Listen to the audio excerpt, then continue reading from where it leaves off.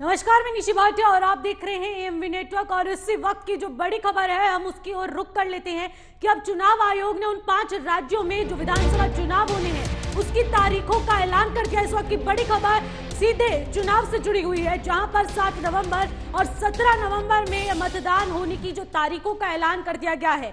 आपको बता दें 7 से 17 नवंबर तक अब चुनाव होंगे और इसके अलावा तमाम राज्यों में जो तारीखों के ऐलान थे वो एक के बाद एक कर दिए गए हैं। राजस्थान में 23 नवंबर को मतदान होना है, 3 दिसंबर को सभी राज्यों के नतीजे भी आ जाएंगे।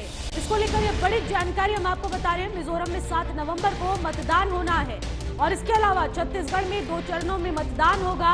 ये बड़ी खबर हम आपको बता रहे हैं। चुनाव आयोग ने तारीखों का ऐलान कर दिया है। मध्य प्रदेश में 17 नवंबर को मतदान होना है, इसको लेकर भी तारीखों का ऐलान लगातार कर दिया गया है। इसके अलावा आपको बता दें कि राजस्थान में 23 नवंबर को मतदान होना है।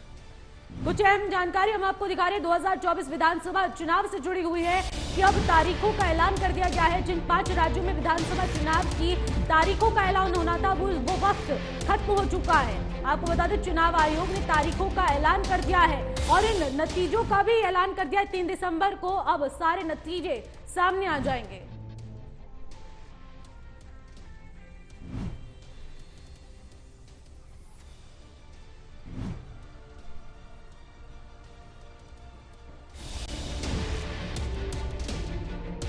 तो आपको बता दें मिजोरम में 7 नवंबर को मतदान होना है, छत्तीसगढ़ में 2 चरणों में मतदान होना है। और इसी खबर पर अधिक जानकारी के साथ हमारे संवाददाता नागेंद्र भाटी भी हमारे साथ जुड़ चुके हैं। नागेंद्र, जिस तरीके से चुनाव आयोग ने 5 राज्यों में विधानसभा चुनाव का ऐलान कर दिया है, कौन कौन सी तारीख में अब कहां-कहां चुनाव होने वाले हैं? जी बिल्कुल निशी, देखिए चुनाव आयोग की तरफ से सभी 5 राज्यों का शेड्यूल आज जारी कर दिया गया है। यदि राजस्थान की बात करें तो राजस्थान में 23 नवंबर को चुनाव होना है, मिजोरम में 7 नवंबर को चुनाव होना है, मध्य प्रदेश में 17 नवंबर को चुनाव होना है और छत्तीसगढ़ में 2 चरणों में चुनाव होना है, 7 नवंबर और 17 नवंबर। वहीं तेलंगाना की यदि बात करें तो वहां 30 नवंबर में चुनाव होना है और 3 दिसंबर को सभी 5 राज्यों के जो रिजल्ट्स हैं वो आ जाएंगे। जी, और इसी के साथ जिस तरीके से चुनावी विधानसभाओं की हम बात कर रहे हैं, उन 5 राज्यों की बात कर रहे हैं जहां पर आगामी चुनाव होना है, तो वहां पर चुनाव को लेकर क्या कुछ तैयारियां हो चुकी हैं? जी बिल्कुल, देखिए चुनाव आयोग की यदि बात करें तो उनकी तरफ से कहा गया है कि पिछले 6 महीने से लगातार तैयारियां की जा रही थी कि चुनाव किस तरह से होने हैं और किस जगह कितने चरणों में चुनाव होंगे। इस दौरान चुनाव आयोग का कहना है कि वो सभी राजनीतिक पार्टियों के प्रतिनिधियों से मिले हैं, जो ऑब्जर्वर्स थे उनको वहां भेजा गया था, उनसे बातें करके तब ये जो चुनाव की तारीखें हैं उनका ऐलान किया गया है।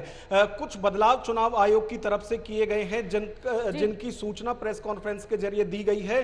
चुनाव आयोग की तरफ से कहा गया है कि इस बार ज्यादा से ज्यादा चुनाव हो, ज्यादा से ज्यादा मतदान करने के लिए लोग पहुंचे, उसकी व्यवस्था की गई है। खासतौर से यदि छत्तीसगढ़ की बात करें तो जो आदिवासी एरिया हैं वहां पर उनको पोलिंग बूथ तक पहुंचाने की पूरी व्यवस्था चुनाव आयोग की तरफ से की गई है। कहीं भी कोई भी पोलिंग बूथ 2 किलोमीटर से ज्यादा दूरी पर ना हो, इसकी भी व्यवस्था की गई है। लोग ज्यादा से ज्यादा मतदान करने के लिए आए, उनको प्रोत्साहन करने की भी कई योजनाएं जो हैं वो इस दौरान शुरू की जाएंगी। साथ ही साथ चुनाव आयोग की तरफ से अपील की गई है कि लोग अपने घरों से ज्यादा से ज्यादा तादाद में वोट करने के लिए जाएं।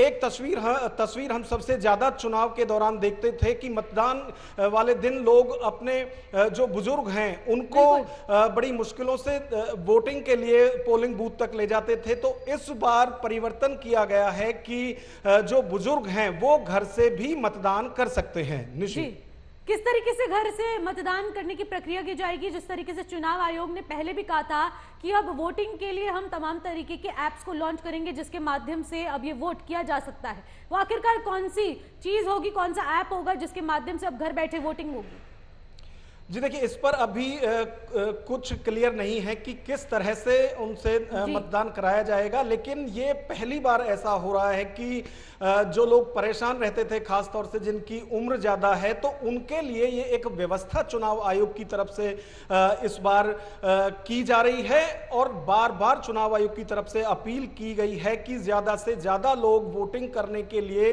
पोलिंग बूथ पर जाएं। साथ ही साथ यदि आप देखेंगे कि जो शहरी मतदाता हैं वो यदि ग्रामीण क्षेत्रों में पोलिंग बूथ होते हैं तो वहां जाने से वो बचते हैं। तो इस पर हालांकि चुनाव आयोग की तरफ से अभी कुछ नहीं कहा गया है, लेकिन एक बड़ी समस्या उन लोगों को आती है जो कि शहरी क्षेत्रों में या सेक्टरों में रहते हैं, लेकिन पोलिंग बूथ गांव में होते हैं, तो उनकी व्यवस्था किस तरह से की जाएगी, हालांकि ये अभी नहीं बताया गया है। लेकिन चुनाव आयोग की तरफ से लगातार जो कैंपेन है वो भी चलाए जाएंगे कि किस तरह से प्रोत्साहन जो मतदाता हैं उनको मिले, जिससे कि ज्यादा से ज्यादा वोटिंग बढ़े। जो एक चुनाव आयोग की तरफ से एक सूचना और दी गई है कि 60 लाख ऐसे मतदाता हैं जो इस बार पहली बार वोटिंग करेंगे। तो जो पहली बार वोट करने वाले मतदाता हैं उनकी संख्या 60 लाख के करीब है। पांचों राज्यों के यदि मतदाताओं की बात करें तो 16 करोड़ के करीब जो मतदाता हैं वो इस बार वोटिंग करेंगे।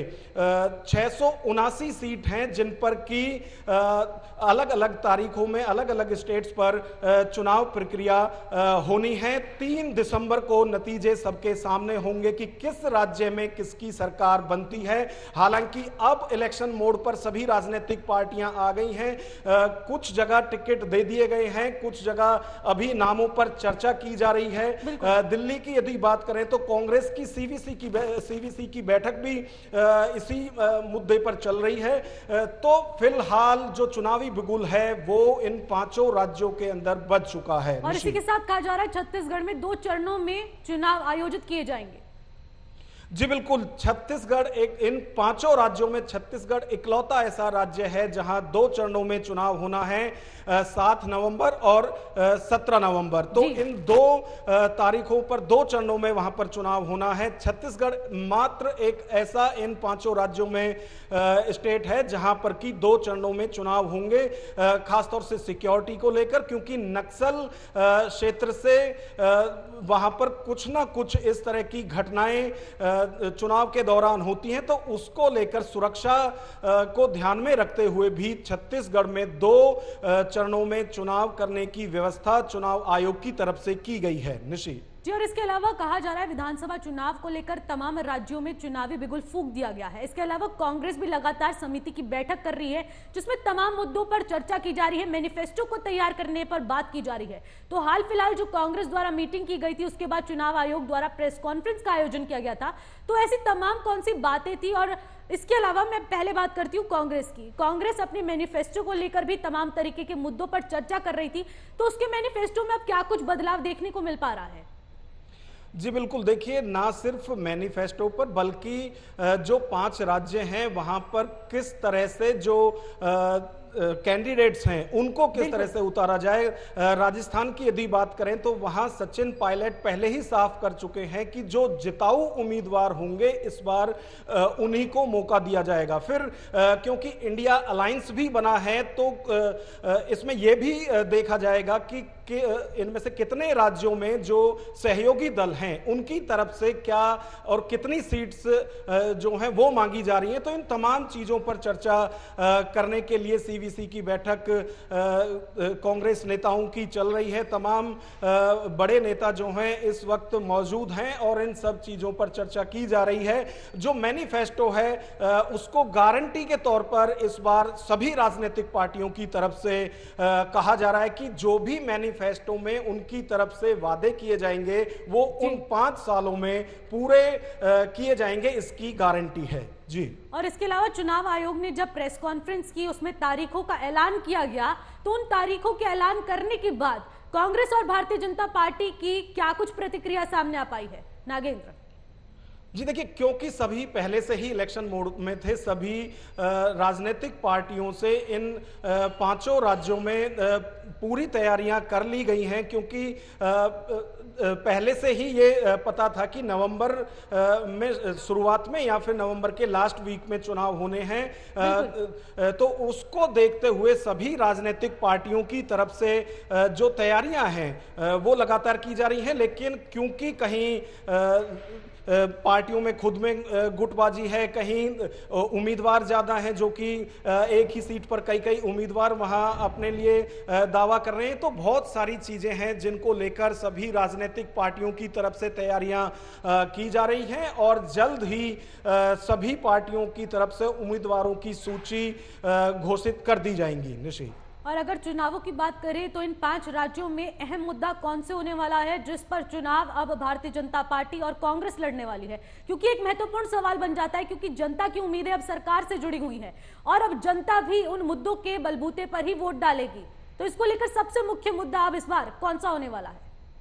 जी देखिए, क्योंकि 5 राज्यों में चुनाव होने हैं तो पांचों राज्यों के ही अलग अलग मुद्दे हैं। सभी जगह अपने अपने मुद्दों पर चुनाव लड़े जाएंगे। हर स्टेट की यदि बात करें, अब जिस तरह से सीवीसी की बैठक चल रही है कांग्रेस की, और उसमें मुद्दा उठाया गया है कि यदि सरकार चाहती तो महिला आरक्षण बिल को इसी सत्र में पास करा सकती थी। तो ये एक शिगुफा कांग्रेस की तरफ से छोड़ा गया है। और क्योंकि संसद में जो बिल है वो लाया गया है, तो बीजेपी की तरफ से भी इसको भुनाने की पूरी कोशिश की जाएगी कि बीजेपी जो है सिर्फ एक मात्र ऐसी पार्टी है जो महिलाओं के आरक्षण के साथ है और उनको ज्यादा से ज्यादा बढ़ावा देने की कोशिश करती हैं। तो कई ऐसे मुद्दे हैं, चाहे सुरक्षा के मुद्दे रहे हो, क्राइम के मुद्दे हर स्टेट के अंदर अपने अपने तरीके से अलग अलग हैं। तो इन सभी मुद्दों को लेकर जो चुनाव है वो सभी राजनीतिक पार्टियों की तरफ से लड़ा जाएगा। लेकिन जहां जिस पार्टी की सरकार है वो अपने 5 साल के कार्यकाल में जो विकास कार्य किए गए हैं उनके बलबूते चुनावी मैदान में होंगे। वहीं विपक्ष में जो पार्टियां हैं उनकी तरफ से जो काम नहीं हुए हैं उनको लेकर या जो होने चाहिए उनको लेकर मुद्दा बनाकर चुनाव लड़ा जाएगा। जी निश्चित। और अगर चुनावी बिगुल की बात करें तो चुनावी रैलियों का भी दौर अब शुरू होने वाला है, तो इसी बीच क्या कुछ शेड्यूल रहने वाला है? सबसे पहले हम बात करें छत्तीसगढ़ की, तो छत्तीसगढ़ में 2 चरणों में चुनाव होने हैं। इसके अलावा तमाम राज्यों में भी 1 चरण में चुनाव होगा, लेकिन 2 चरणों में चुनाव करने का मकसद आखिरकार क्या कुछ होने वाला है? क्योंकि इतने बड़े जगह पर जब चुनाव आयोजित किया जाता है तो तमाम मुद्दे ऐसे उभरते हैं। तो क्या महत्वपूर्ण छत्तीसगढ़ का मुद्दा अब ओबीसी आरक्षण और ऐसे तमाम मुद्दों से ही जुड़ा हुआ होगा?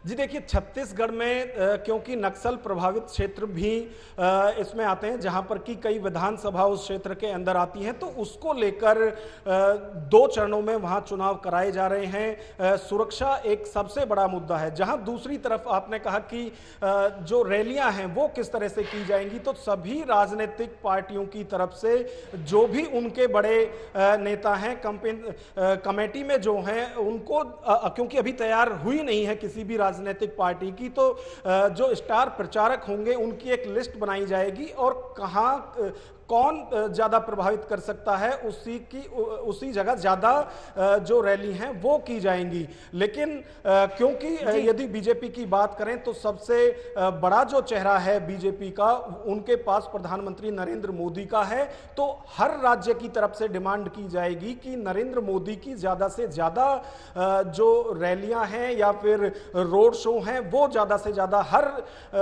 स्टेट की तरफ से मांगा जाएगा। दूसरी तरफ यदि कांग्रेस की बात करें तो वहां प्रियंका गांधी की सबसे ज्यादा डिमांड है और राहुल गांधी, उनके लिए सबसे ज्यादा दौरा, रैली या फिर जो जलसा है वो उनके लिए मांगे जाएंगे, रोड शो उनके लिए मांगे जाएंगे। तो सभी राजनीतिक पार्टियों की तरफ से अपने अपने स्टार प्रचार के लिए सभी राज्यों की तरफ से डिमांड की जाएगी।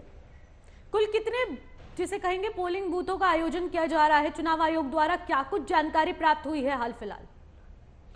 जी देखिए, जो बॉर्डर एरिया हैं वहां पर सुरक्षा की व्यवस्था पूरी की गई है।